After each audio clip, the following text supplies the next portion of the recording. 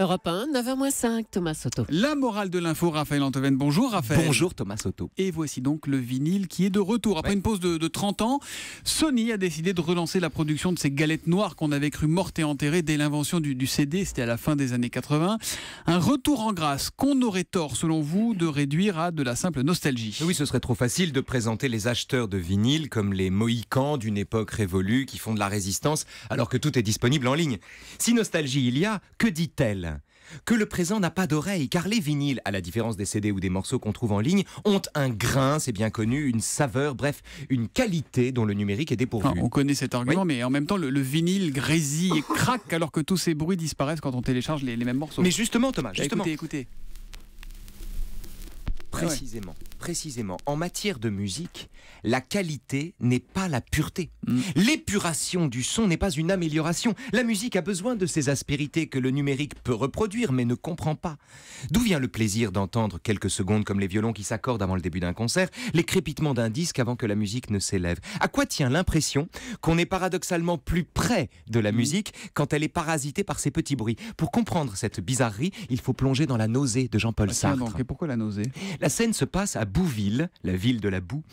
Il est 5h30, Antoine Roquentin, le héros de La nausée, boit des bocs au rendez-vous des cheminots quand, à sa demande, la serveuse Madeleine met dans le phonographe un disque pâté pour aiguille à saphir qui crachote un peu comme on s'éclaircit la voix. Et soudain, au milieu des crépitements et des ressorts qui grincent, dans le bruit des rires, des rots, des verres qu'on rince et des mains aux doigts bagués qui ramassent les cartes, s'élève la voix grave de Sophie Tucker, Some of These Days You'll Miss Me Honey, qui chante donc un ragtime.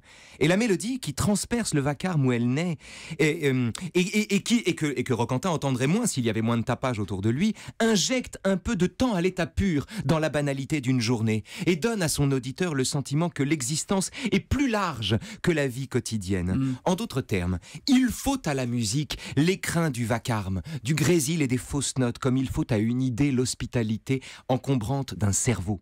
Des fausses notes d'un vieux piano, au sillon poussiéreux d'un vinyle, en passant par le bruit des klaxons ou des verres qu'on range, tout ce qui entrave la musique est aussi ce qui assure sa victoire. Et la morale de l'info? Le vinyle est à la musique ce que la chair est au désir. Le vinyle est à la musique ce que la chair est au désir.